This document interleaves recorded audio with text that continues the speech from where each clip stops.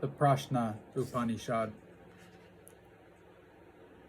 Sukisha, Satyakama, Garja, Kosalya, Bhargava, and Kabandahi, devotees and seekers after the truth of the Supreme Brahman, with faith and humility, approach the sage Pippalada.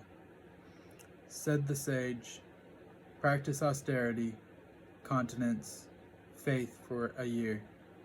Then ask what questions you wish. If I can, I will answer. After a year, Kabandahi approached the teacher and asked, Sir, how did the creatures come into being?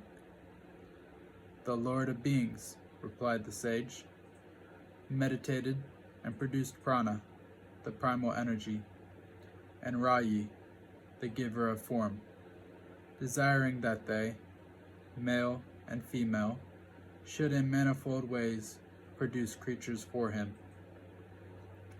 Prana and primal energy is the sun, and Rayi, the form-giving substance, is the moon. Be it known that all this universe, that which is gross and that which is subtle, is one with Rayi. Therefore is Rayi omnipresent. In like manner is this universe one with prana. The rising sun pervades the east and fills with energy all beings that there inhabit. And likewise, when his rays fall on the south, the west, the north, the zenith, the nadir, the intermediate regions, to all beings that there inhabit, he gives life. Prana is the soul of the universe, assuming all forms. He is the light that animates and illumines all, even as it is written. The wise know him who assumes all forms, who is radiant, who is all-knowing, who is the one light that gives light to all. He rises as the sun of 1,000 rays, and abides in infinite places. Prana and Rayi, uniting, divide the year. 2 are the paths of the sun. 2 are the paths that men travel after death. These are the southern and the northern. Those who desire offspring and are devoted to almsgiving and rituals, considering these the highest accomplishment, attain the world of the moon and are born again on earth. They travel by the southern path, which is the path of the fathers, and is indeed Rayi, the maker of forms. But those who are devoted to the worship of the self, by means of austerity, continence, faith, and knowledge, go by the northern path, and attain the world of the sun. The sun, the light, is indeed the source of all energy. It is immortal, beyond fear. It is the supreme goal. For him who goes to the sun, there is no more birth nor death. The sun ends birth and death. Prana and Rayi, uniting, form the month. Its dark fortnight is Rayi, and its bright fortnight is Prana. Sages perform their devotional rites in the light, with knowledge. Fools in the dark, with ignorance. Food is Prana and Rayi. From food is produced seed, and from seed, in turn, are born all creatures. Those who worship the world of creation produce children, but those alone attain the world of Brahman, who are steadfast in continence, meditation, and truthfulness. The pure world of Brahman is attainable by those who are neither deceitful, nor wicked, nor false. Then Bhargava approached the teacher and asked, Holy Sir, how many several powers hold together this body? Which of them are most manifest in it, and which is the greatest? The powers, replied the sage, are either air, fire, water, and earth, these being the 5 elements which compose the body, and besides these, speech, mind, eye, ear, and the rest of the sense organs. Once these powers made the boastful assertion, we hold the body together and support it, whereupon Prana, the primal energy, supreme over them all, said to them, do not deceive yourselves. It is I alone, dividing myself 5-fold, who hold together this body and support it. But they would not believe him. Prana, to justify himself, made as if he intended to leave the body. But as he rose and appeared to be going, all the rest realized that if he went, they also would have to depart with him. And as Prana again seated himself, the rest found their respective places. As bees go out when their queen goes out, and return when she returns, so was it with speech, mind, vision, hearing, and the rest. Convinced of their error, the powers now praised Prana, saying, as fire, Prana burns, as the sun, he shines, as cloud, he reigns, as Indra, he rules the gods, as wind, he blows, as the moon, he nourishes all. He is that which is visible, and also that which is invisible. He is immortal life. As spokes in a hub of a will, so is everything made fast in Prana. The Rik, the Yajur, the Sama, all sacrifices, the Kshatriyas and the Brahmins. O Prana, Lord of creation, thou movest in the womb, and art born again. To thee who, as breath, dwellest in the body, all creatures bring offerings. Thou, as fire, dost carry oblations to the gods, and through thee the fathers receive their offerings.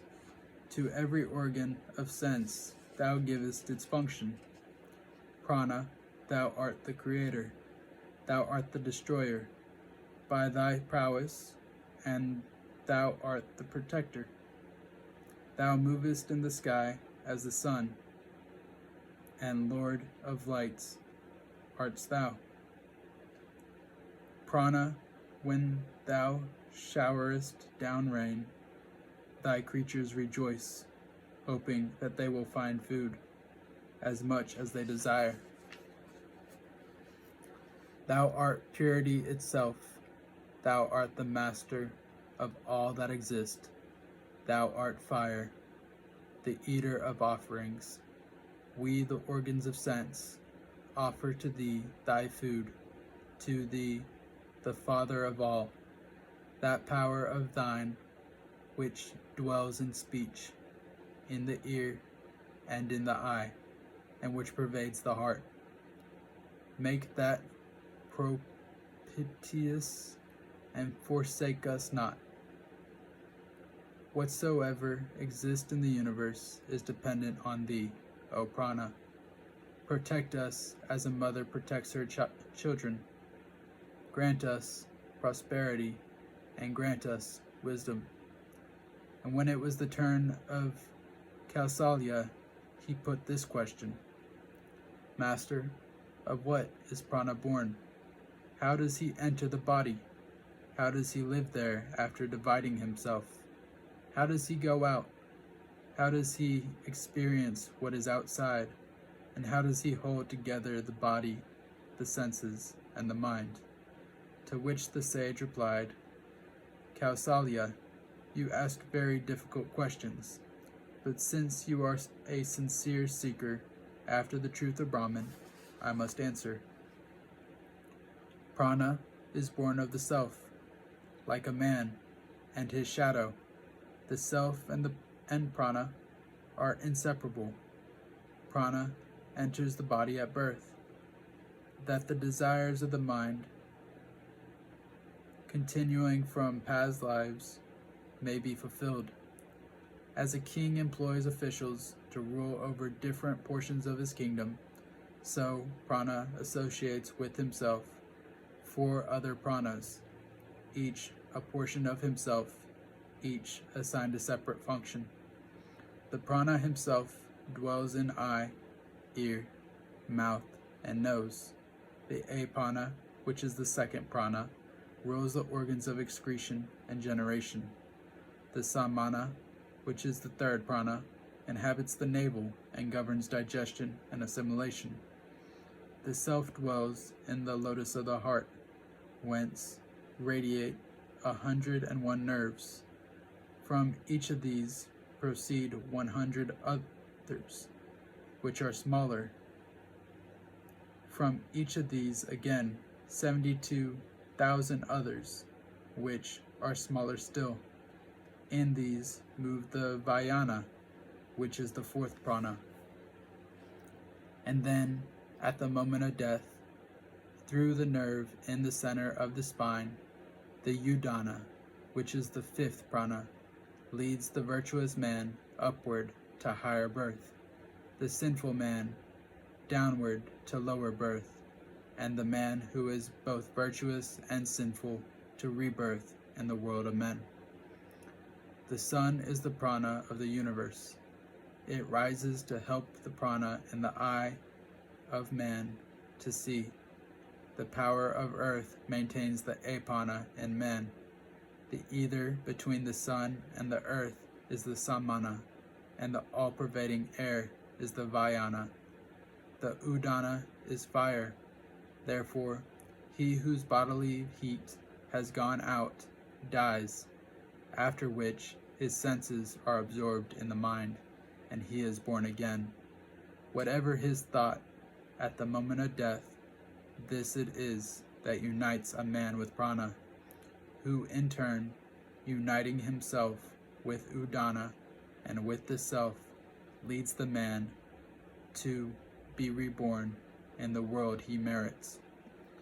The progeny of him who knows prana, as I have revealed him to you, is never cut off, and he himself becomes immortal. It was said of old, one who knows the prana, whence he has his source, how he enters the body, how he lives there after dividing himself 5-fold, what are his inner workings.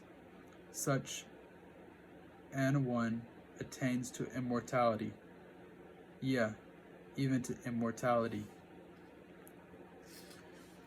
Gargya then asked, Master, when a man's body sleeps, who is it within that sleeps, and who is awake, and who is dreaming? Who then experiences happiness, and in whom are all the sense organs united? As the rays of the sun, O Gargya, when he sets, replied the sage, gather themselves up in his disk of light, to come out again when he rises. So the senses gather themselves up in the mind, the highest of them all. Therefore, when a man does not hear, see, smell, taste, touch, speak, grasp, enjoy, we say that he sleeps. Only the pranas are then awake in the body, and the mind is led nearer to the self, while in dream the mind revives its past impressions. Whatever it has seen, it sees again. Whatever it has heard, it hears again. Whatever it has enjoyed in various countries and in various quarters of the earth, it enjoys again. What has been seen and not seen, heard and not heard, enjoyed and not enjoyed, both the real and the unreal, it sees. Yeah, it sees all. When the mind is overpowered by deep slumber, it dreams no more. It rests happily in the body. As birds, my friend, fly to a tree for rest, even so do all these things fly to the self. Earth and its peculiar essence, water and its peculiar essence, fire and its peculiar essence, air and its peculiar essence, ether and its peculiar essence, the eye and what it sees, the ear and what it hears, the nose and what it smells, the tongue and what it tastes, the skin and what it touches, the voice and what it speaks, the hands and what they grasp, the feet and what they walk on, the mind and what it perceives, the intellect and what it understands, the ego and what it appropriates, the heart and what it loves, light and what it illumines, energy and what it binds together. For verily it is the self that sees, hears, smells, tastes, thinks, knows, acts. He is Brahman, whose essence is knowledge. He is the immutable self, the supreme. He who knows the immutable, the pure, the shadowless, the bodiless, the colorless, attain to Brahman. O my friend, such an one becomes all-knowing, and he dwells in all beings. Of him it is written, he who knows that immutable self, wherein live the mind, the senses, the pranas, the elements, verily, such an one knows all things, and realizes the self in all. Whereupon Satyakama, coming near to the master, said, Venerable sir, if a man meditate upon the syllable Om all his life, what shall be his reward after death?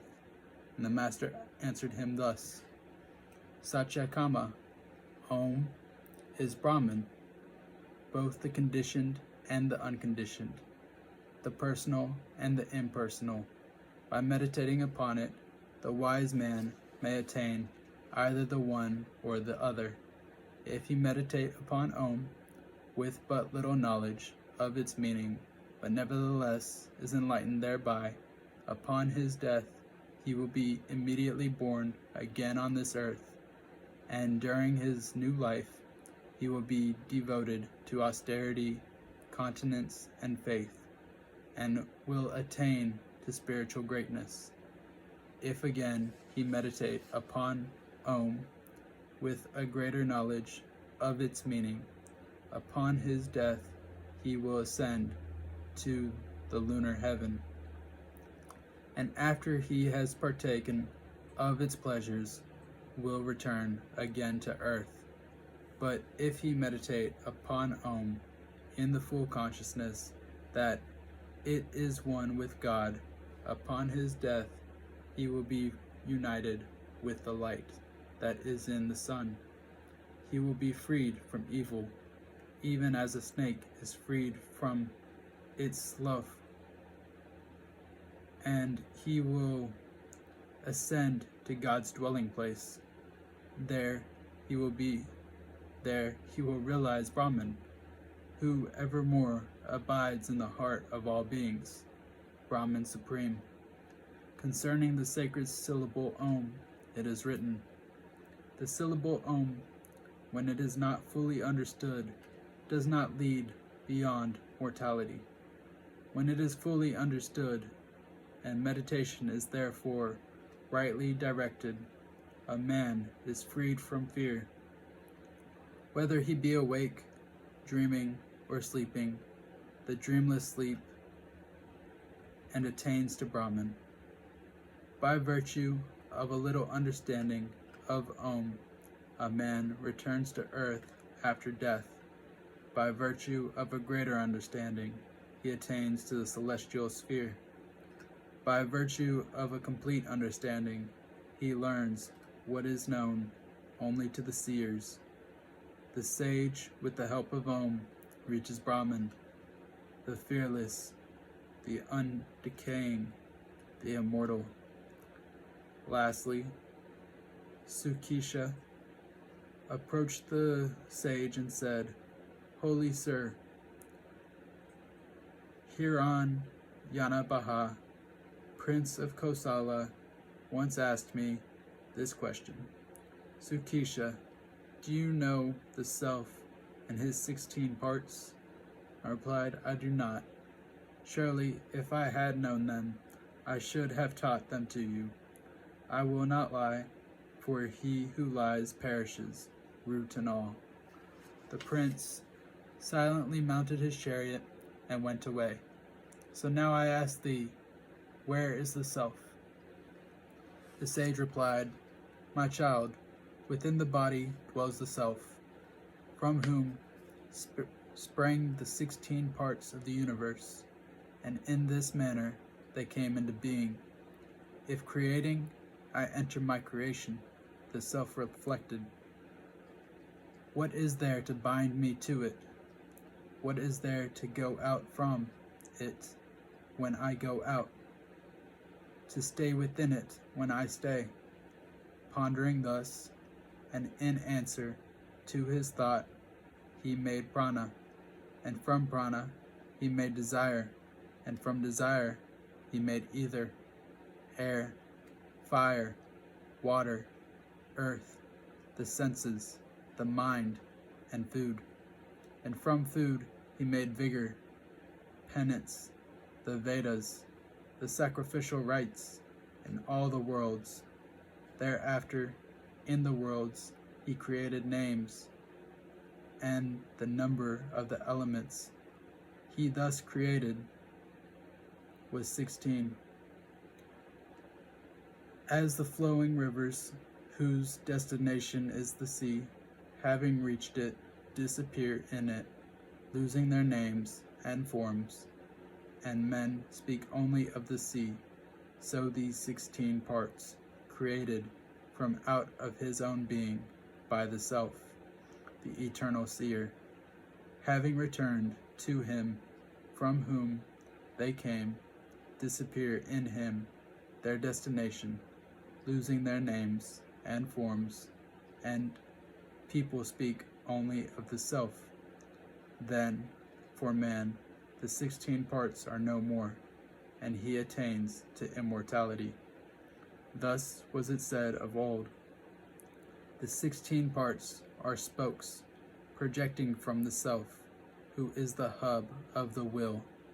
The self is the goal of knowledge. Know him and go beyond death. The sage concluded, saying, "What I have told you is all that can be said about the self, the supreme Brahman. Beyond this, there is not." The disciples worshipped the sage and said, "You are indeed our Father. You have led us beyond the sea of ignorance. We bow down to all the great seers, obeisance to all the great seers. Om. Peace, peace, peace."